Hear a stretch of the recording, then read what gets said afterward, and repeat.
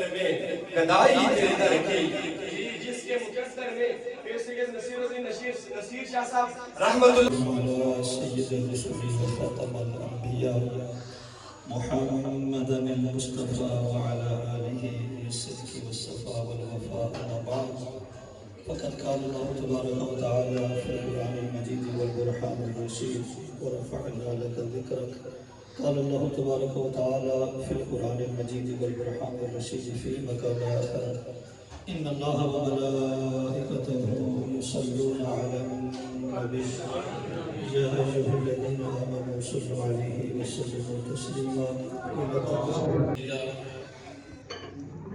الحمد لله رب العالمين والصلاة والسلام على سيد الأنبياء والمرسلين. أما بعد فأعوذ بالله من الشيطان الرجيم. والله لا يهدي القوم الفاسقين.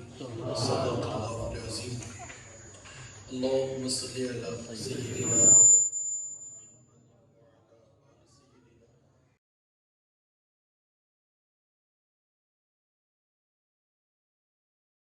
السلام علیکم دوستو، امید ہے سارے بھੈਣ ਭਰਾ ٹھیک ہو سو اور خیریت لالو سو. لاکھوں کروڑوں درود و سلام نبی کریم صلی اللہ علیہ وسلم پر. میں وسیم لیاقت، ہمارا یوٹیوب چینل وسیم لیاقت ویلوگس اور فیس بک پیج وسیم لیاقت ویلوگس. اور آج نہیں جڑی ساڑی ویلاگنگ ہو سی او کنچور الیاس اور نے کار میلاد ہے، محفل میلاد. اور جڑے خطیب صاحب آئی رہے انہوں نے ویو کراساں اور بھੈਣਾਂ ਭਰਾਵਾਂ کی سارا جڑا میلاد نایا وہ ویو کراساں. ہمارے چینل کی زیادہ سے زیادہ سپورٹ کرو، سبسکرائب دامن بچھا کے دے کرتے ہیں مال مال وہ دامن بچھا کے دے. ان کی گلی میں مانگتے پھرتے ہیں تاجدار. ان کی گلی میں مانگتے پھرتے ہیں تاجدار. تم بھی اسی گلی کے منگتوں میں جا کے دے. تم بھی اسی گلی. دیکھ اس کی نسبت کس کے ساتھ ہوگی. پتہ چلا اگر کپڑے کی نسبت مصطفیٰ کے جسم کے ساتھ ہو جائے رب تعالیٰ اس کو قرآن کا حصہ بنا دیتا ہے. اگر قدم مبارک سرزمین پر لگ جائیں اللہ قرآن کی قسم اٹھاتا ہے. اور جس کندھے پر چادر پڑ جائے وہ قرآن کا حصہ بن جاتی ہے. اور جس کندھے پر مصطفیٰ خود سوار ہو جائے وہ سبب ابو بکر صدیق کا کیا مقام. جس کندھے پر خود میرے مصطفیٰ سوار ہو جائے اس ابو بکر صدیق کی کیا شان ہوگی.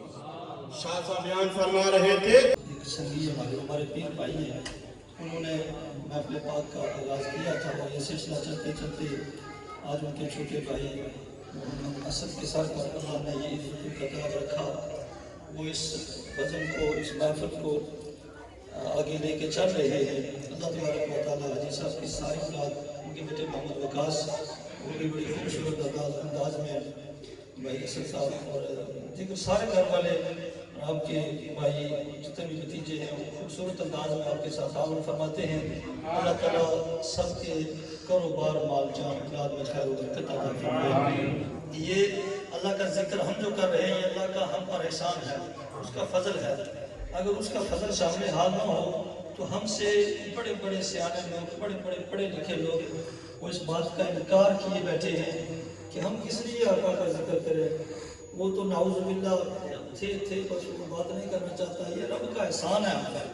اور اس احسان کو اکیلی جگہ بیٹھ کر سوچا کریں کہ اللہ نے ہم پر کتنا فضل فرمایا.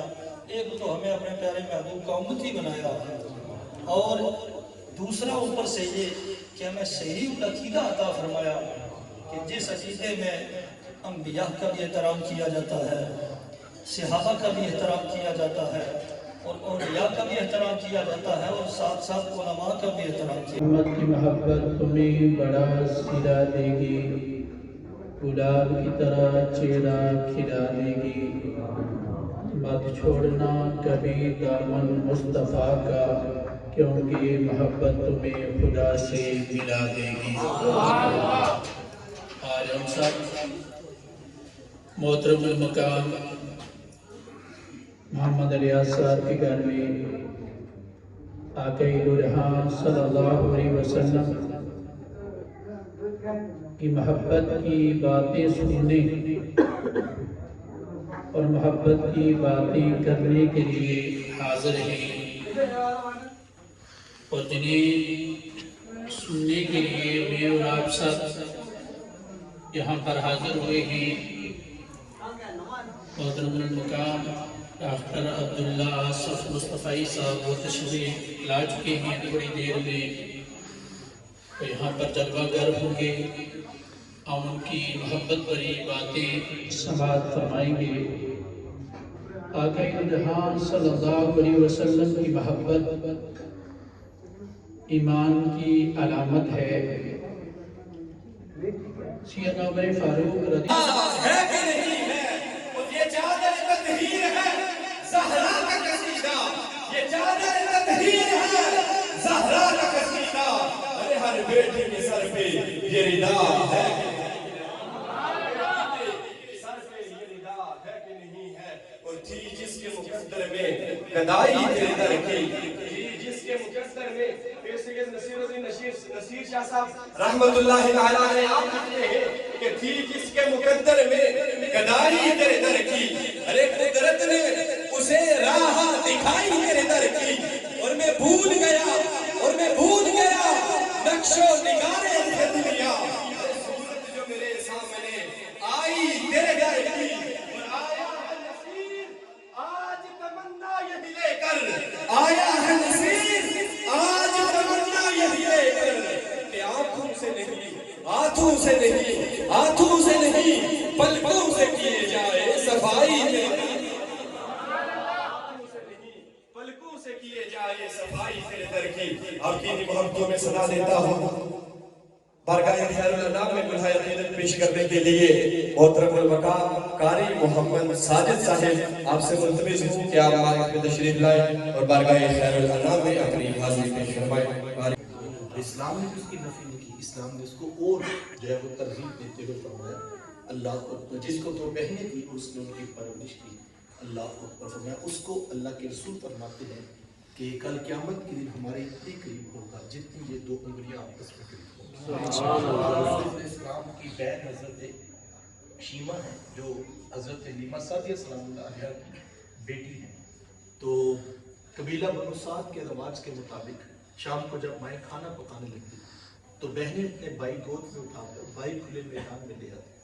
हर बहन की गोद में उसका भाई होता और वो अपने भाई के हुस्न की कसीदे पढ़ रही होती। अगर किसी के भाई का रंग काला होता तो वो कहती रंग काला है तो क्या हुआ, मेरे भाई के नकूश देखो कितने खूबसूरत है, इसकी नाक इसकी झील जैसी खूबसूरत आंखें तो देखो कितनी प्यारी। तो वो नकूश को मयार हुस्न करार देती। और अगर किसी के भाई का रंग गोला चिट्टा होता तो वो कहती रंग नहीं तो कुछ नहीं, हुस्न तो होते ही सारा रंगत में है, मेरे भाई का रंग देखो कितना खूबसूरत है। ये बहस मुबाहसा चल रहा होता और कोई बहन भी हार मानने को तैयार न होती। इतने में एक सिम से हजरत शीमा अपना वीर मोहम्मद उठाते हैं, मेरे वीर का मुकाबला भी तो करो ना।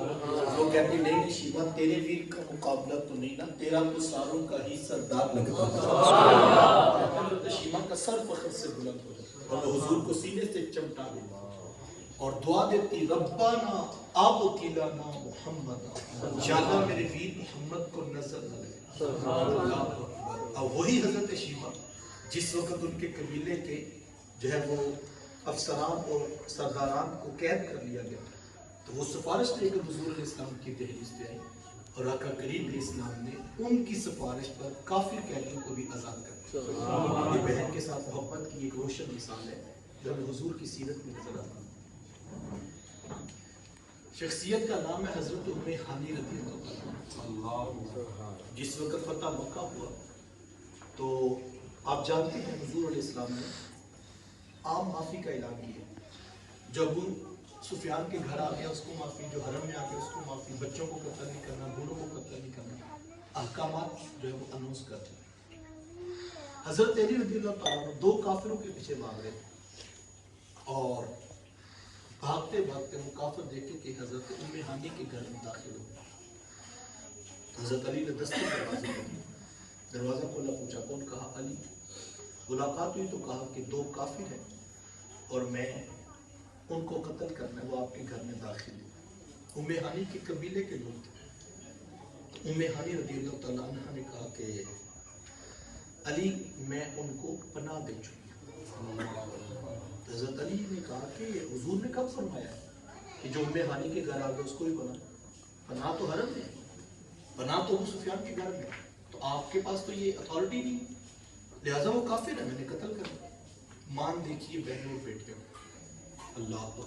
ام ہانی عرض کرتی ہیں کہ اے علی آپ یہی رکیے, میں خود اللہ کے رسول سے بات کرتا ہوں. حاضر خدمت میں صبح کا وقت تھا. آقا کریم علیہ السلام تازہ غسل کیا تھا اور زلف عنبری سے پانی کے تازہ قطرے ٹپک رہے.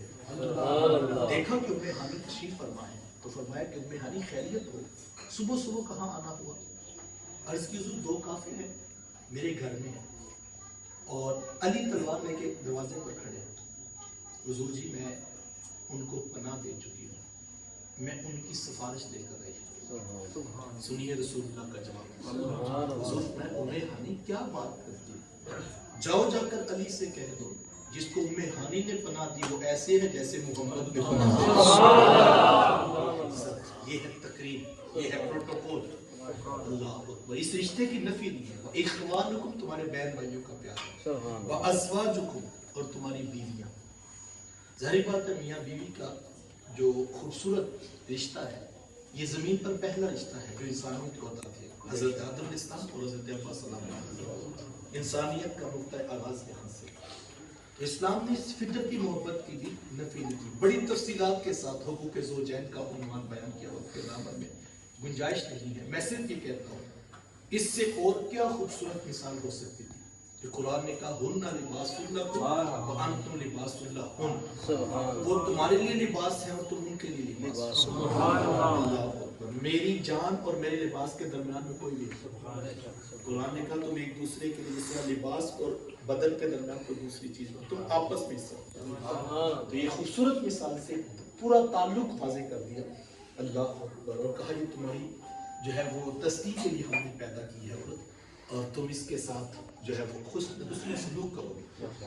رسول اللہ صلی اللہ علیہ وسلم ازواج مطہرات کے ساتھ جو حسن سلوک یہی امت کے لیے رہنمائی تھی اور ساری زندگی حضور علیہ السلام ان حقوق کو بدرجہ اتم امت کے سامنے رکھا. اللہ اکبر. اس رشتے کی بھی نفی نہیں. جبکہ دیگر ادیان دیکھیں تو انہوں نے عورت کو کسی نے بدی کا سرچشمہ قرار دے دیا اور کسی نے کہا کہ جب تک تمہارے سینے سے عورت کی محبت نہیں نکلے گی تب تک تمہیں قرب الہی نصیب نہیں ہوگا. اسلام کیسا خوبصورت دین ہے کہ حضرت نبی رحمت صلی اللہ علیہ وسلم فرماتے ہیں کہ کئی بار ایسا ہوا کہ میں بستر عائشہ پر تھا کہ میرے پاس جبریل امین پیغام خدا لے کر وہی حضرت عائشہ صدیقہ رضی اللہ تعالیٰ کے بستر پہ نازل کی. تو اللہ کے رسول صلی اللہ علیہ وسلم نے اس محبت کو بھی اہمیت دی. اللہ اکبر. وعشیرتکم اور تمہارا قبیلہ, تمہارا کنبہ, تمہارا خاندان, تمہاری برادری. اسلام نے اس محبت کی بھی نفی کی. دیکھو کیسا خوبصورت دین ہے. ہر شخص کو اپنے قبیلے, اپنے خاندان, اپنی برادری اس سے خاص نسبت ہے. انسان فخر سے بتاتا ہے میں فلاں برادری کا شخص ہوں. اسلام نے اس کی بھی نفی نہیں کی بلکہ اس کو خود اناؤنس کیا وَقَبَائِلَ لِتَعَارَفُ, ہم نے یہ تمہارے قبیلے بنائے ہیں تعارف کے لیے. تم جا کر بتاؤ میں فلاں قبیلے کا شخص ہوں. کوئی اسلام کو کوئی پریشانی نہیں. میں یہ کہتا ہوں حضرت بلال حبشی رضی اللہ عنہ حبشہ کے رہنے والے تھے نا, ساری زندگی حبشی کہا جاتا رہا. سلمان فارسی رضی اللہ عنہ فارس کے رہنے والے ہیں. یہ نہیں کہا کہ اسلام اپنی تم نے اسلام قبول کر لیا آج کے بعد فارسی نہیں خود کو نہیں, کوئی بات نہیں. اسلام کو فرق نہیں پڑتا. تم حبشی کہلاؤ, تم فارسی کہلاؤ, تم اپنے علاقے کی نسبت جوڑ لو, اپنے خاندان کی جوڑ لو. حضرت ابو ایوب انصاری رضی اللہ عنہ انصار کے تھے تو انصاری کہلائے. تو اسلام وسعت کا دامن رکھتا ہے. تم بٹ برادری سے ہو, تم جٹ برادری سے ہو, کوئی فرق نہیں پڑتا. تم اپنے نام کے ساتھ نکلو, کوئی حرج والی بات ہے.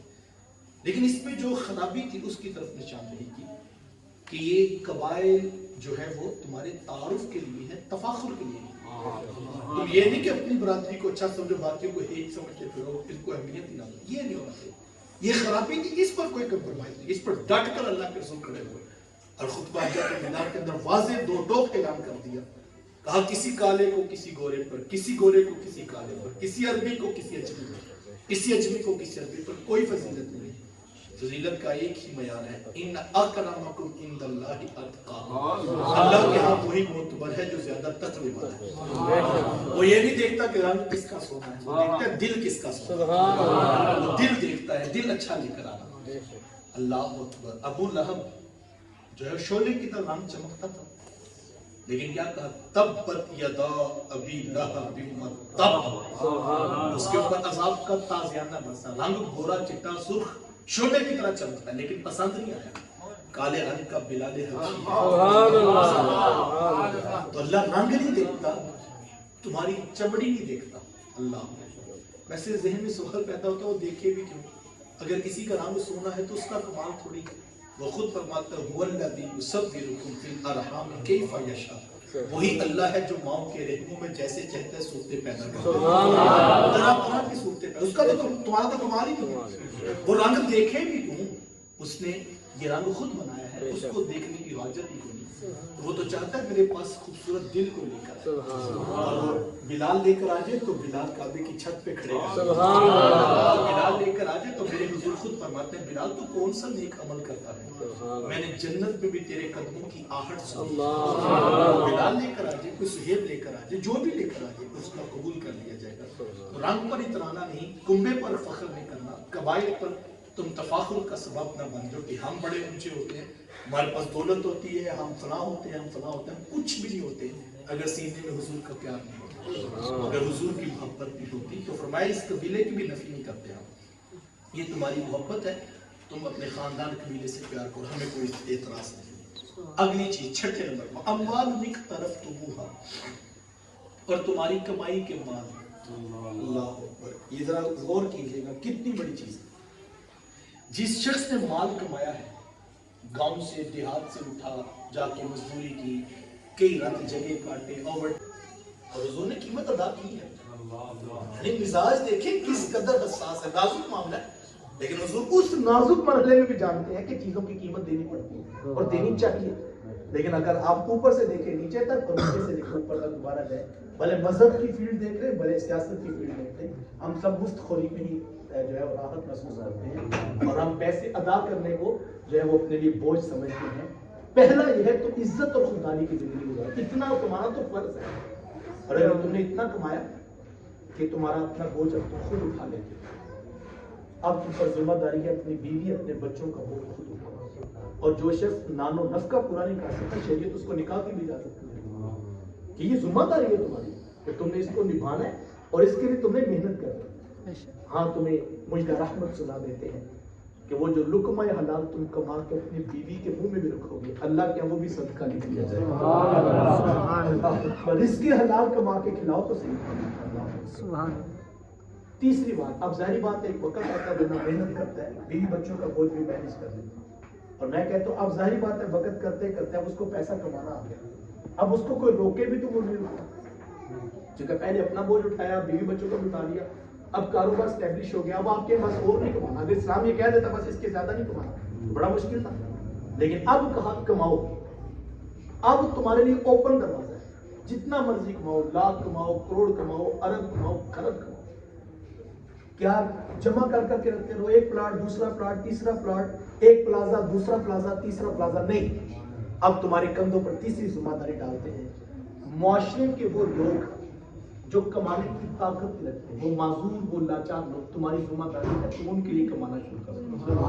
یہ تیسرے کمانے کا مقصد ہے. کاش کہ ہم تیسرا مقصد بھی یاد کر لیں. ہر کوئی اپنی گاڑی اپنا گھر اپنے بنگلے سے آگے سوچتا ہی کچھ نہیں. کاش کہ ہم اس کے اوپر بھی غور کریں کہ کتنے لوگ ہیں جو امت کی ذمہ داری ہے، اور اگر ہم یہ تیسرا مقصد ایڈ اپ کر لیں تو یہ کتنا باعث برکت ہوگا.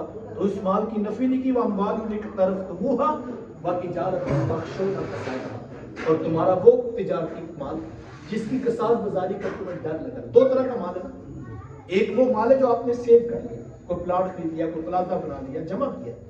ایک وہ جو انویسٹڈ ہے، ظاہر بات اس پہ تو ڈر ہے، ابھی ڈالر اوپر گیا یا نیچے گیا تو ہمارا مسئلہ خراب ہو جائے. قافلہ لوٹا گیا، مال چھین لیا گیا، انویسٹ کیا، نقصان ہو گیا، کساد بازاری کا ڈر لگا ہے، تاجر کو نیند نہیں آتی. تو یہ دو طرح کا مال ہے، دونوں اللہ نے گنا.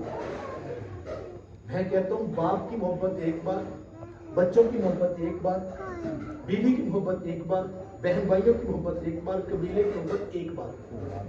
مال کی محبت دو طرح کی تھی، دونوں بار گنوائی، دونوں بار گنوائی کہ یہ دو طرح کی محبت ہے، ہم دونوں بار تمہاری گنواتے ہیں محبت. وَمَسَاكِنُ تَرْضَوْنَهَا، اور تمہارے بنگلے جو تمہیں بڑے محبوب ہیں. ظاہر بات ہے ایک انسان کو اپنا گھر اچھا لگتا ہے، اسلام نے اس کی نفی نہیں کی. یار اپنے گھر کی خواہش تو اللہ نے چڑیا کے سینے میں بھی رکھی. وہ کہاں سے تنکا اکٹھا کر کے اپنا گھر. بعض لوگ ہوتے کہتے ہیں میں تو بڑا خوشی ہوتا ہوں، یعنی یہ چیز تو انسان کے اندر رکھی ہوئی ہے. اگر آپ نہیں گھر بناتے تو کوئی حرج نہیں، لیکن اگر کوئی بنا رہا ہے، کوئی تڑپ رہا ہے، تو یہ ایک فطرتی محبت ہے، اسلام نے اس کو قبول کیا. یار انہوں نے کہا چڑیا کے سینے میں بھی اپنا گھونسلہ بنانے کی آرزو کعبہ نے رکھی ہے نا. اپنے بچوں سے پہلے وہ گھونسلہ تیار کر لیتی ہے اور پھر اس کے اندر اپنے بچوں کو جنم دیتی ہے. تو اگر انسان کے سینے میں گھر بنانے کی خواہش پیدا ہو جائے، اسلام نفی نہیں کرتا، بلکہ میرے حضور نے فرمایا نیک بیوی اپنا مکان اچھی سواری، یہ انسان کی خوش بختی کی علامت ہے. یہ اللہ کی طرف سے بات ہے. اگر اللہ آپ کو گھر دے دے یہ تو اس کا کرم ہے. یہ تو پوچھو اس شخص سے جو بیچارہ کرائے کے مقام پہ رہتا ہے. تو ان 8 محبتوں کی نفی نہیں ہے، یہ غالب نہیں ہونی چاہیے. غالب اللہ رسول کی محبت ہو. ساری زندگی لگا کر مال کمایا، کاروبار سیٹ ہوا، اس وقت رسول اللہ صلی اللہ علیہ وسلم کے دین کے نام پہ خرچ کرنے کی باری آئی. تو اب یہ سوال ہے، پہلے 2.5% زکوٰۃ دو تم، اگر تم دے دے لاکھوں سلام شمائے بس میں ہدایت بیلا فتح بابے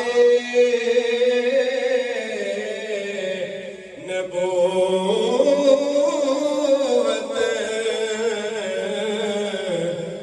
بے حد درود فتح بابے نبوت بے حد درود ختم دور رسالت بیلا کھوں سلام مصطفیٰ جانے رحمت بیلا کھوں سلام شمائے بز میں ہدایت بیلا جس نے ختم نبوت پہ پہرا دیا، جس نے ختم نبوت پہ پہرا دیا، ایسے خاتم کی خدمت پہ لاکھوں سلام مصطفیٰ جانے السلام اے خدا کے لاڈلے اور پیارے رسول، اور یہ سلام عاجزانہ ہو قبول. چینل کی زیادہ سے زیادہ سپورٹ کرو اور سبسکرائب کرو اور لنک شیئر کرو تاکہ نئی تو نئی ویڈیو تو سب تک پہنچی سکے. اگر کوئی نیو بندہ آشنا تو بیل نہیں گھنٹی لازمی آن کری اڑو اور ہمارے چینل کی شیئر کرو.